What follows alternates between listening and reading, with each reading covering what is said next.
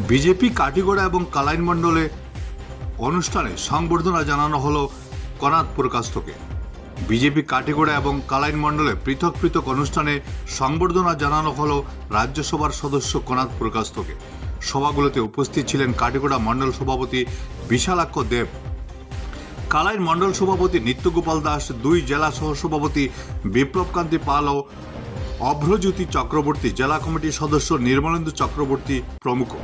সংবর্ধনা অনুষ্ঠান শেষে গ্যামন সেতুর কাজ পরিদর্শনে যান কনাথ পুরকাস্ত। ব্যুরো রিপোর্ট, বরাক বিশন। রাজ্যসভার সাংসদ হিসেবে এখানে এসেছি, তার থেকেও ভালো লাগছে যে দলের কার্যকর্তা হিসেবে এসে এখানে আমাদের মণ্ডলের যারা কার্যকর্তা তাদের সাথে এবার দেখা হচ্ছে। স্বাভাবিকভাবে রাজ্যসভার সাংসদ হিসাবে দল মনোনয়ন দিয়েছে, নির্বাচিত করেছে এবং এই নির্বাচিত হওয়ার পর দলের যে আকাঙ্ক্ষা যেটা রয়েছে, দল যে বিশ্বাস নিয়ে আজকে সেই দায়িত্ব নিয়েছে, সেই দায়িত্ব সঠিকভাবে কীভাবে পালন করা যায় সেটাই আমার প্রাথমিকতা থাকবে। ইতিমধ্যে এখানে যোগাযোগ ব্যবস্থার কিছুটা সমস্যা এখানে দেখা দিয়েছে। গ্যামন সেতু সেটা রিনোভেশনের জন্য কাজ চলছে। যতটুকু মনে হয় যে আজকে আমি বিজিএমের সাথে কথা বলেছি NHIDC, উনি আমাকে যে কথাটা বলেছেন যে হয়তো 2-3 দিনের ভেতরেই গ্যামন সেতুটা থ্রু হয়ে যাবে। তো এদিক দিয়ে এই যে সমস্যা যেটা আছে সেই সমস্যার সমাধান হবে। এছাড়া বিভিন্ন প্রকল্পের কাজ আজকের দিনে চলছে। সমগ্র বরাক উপত্যকায় যদি আমরা দেখি তাহলে আজকের দিনে প্রায় 52,000 কোটি টাকার প্রকল্পের কাজ চলছে।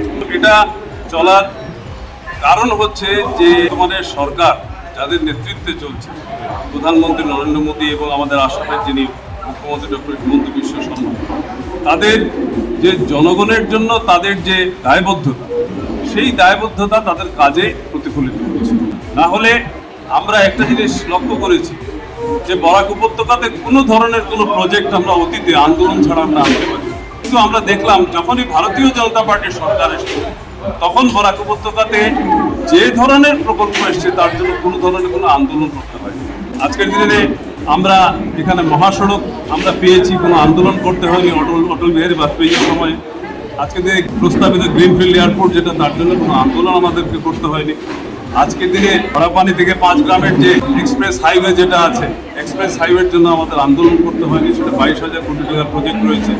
আজকে অল্টারনেটিভ রেল লাইনের যেটা লঙ্কা থেকে আমাদের এখানে ময়নারগঞ্জ পর্যন্ত যে রেল লাইন যেটা আছে, প্রায় 25,000 কোটি টাকার প্রজেক্ট, তার জন্য আমাদেরকে আন্দোলন কিন্তু করতে হয়নি এখন। এবং সরকার ইতিমধ্যে সিদ্ধান্ত নিয়েছে যে এই যে বিকল্প যে রেলপথ যেটা আছে সেই রেলপথ কাজ শীঘ্রই শুরু করবে। দাদা, বর্ষা মরশুমে দেখা গেছে পাহাড় লাইনের অনবরত 10 পর্যায়ের পাহাড় লাইনের রেল লাইন বন্ধ হচ্ছে, সেই তুলনায় দেখা গেছে যে বিমান ভাড়া অতিরিক্ত, বরাকবাসীর যাত্রীদের জন্য বিমান ভাড়া ব্যয়বহুল হয়ে পড়েছে। কি ব্যবস্থা নেওয়া হবে আপনার তরফে? দেখুন, আমি এই বিমান ভাড়া সম্পর্কে গত 23 তারিখে যখন আমি দিল্লি যাই তখন আমি সিভিল এভিয়েশন মিনিস্টার যিনি আছেন ওনার সাথে আমি কথা বলি এই ব্যাপারে এবং তার দৃষ্টি আমি আকর্ষণ করেছি। এবং এখানে একটা সমস্যা হয়েছে যে আগে এখানে এয়ার ইন্ডিয়ার সার্ভিস ছিল, এয়ার ইন্ডিয়ার সার্ভিসটা ডিসকন্টিনিউ করা হয়েছে। তো আমি ওনাকে আবার বলেছি যে এয়ার ইন্ডিয়ার সার্ভিসটাকে এখানে আবার চালু করার জন্যে। আর দ্বিতীয় হচ্ছে যে আমি গুয়াহাটিতে যখন গিয়েছিলাম আমি মহামান্য রাজ্যপালের সাথে আমি দেখা করেছি, তাকেও আমি এই ব্যাপারে বলেছি। সঙ্গে সঙ্গে আমার সামনেই উনি আমাদের সিভিল এভিয়েশন মিনিস্টারের সাথে কথা বলেছেন এবং এই ব্যাপারে পদক্ষেপ নেওয়ার কথা বলেছেন। স্বাভাবিকভাবে এই যে কাজটা যেটা হচ্ছে আজকে ইন্ডিগো যে সংস্থা যে আজকের দিনে এই রুটে বিমান চালাচ্ছে, তারা যেভাবে বিমান ভাড়াকে মানুষের অসহায়তার সুযোগ নিয়ে যেভাবে বিমান ভাড়াকে বাড়িয়ে দিয়েছে সেটা সম্পূর্ণ অমানবিক বলে আমি মনে করি।